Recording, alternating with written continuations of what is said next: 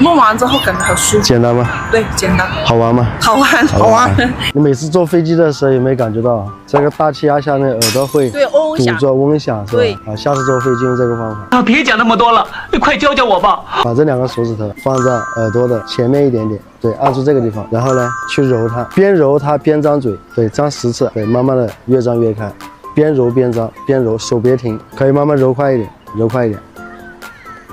好，揉完10次之后呢，接下来把2个手放在耳朵这边蒙住它，然后突然的张开，突然张开，做10次就行了。这样的话，以后坐飞机，你的耳朵再也不会感觉到哇嗡嗡响或者说不舒服了。啊，大家还想解决什么问题的话，可以在评论区告诉我啊。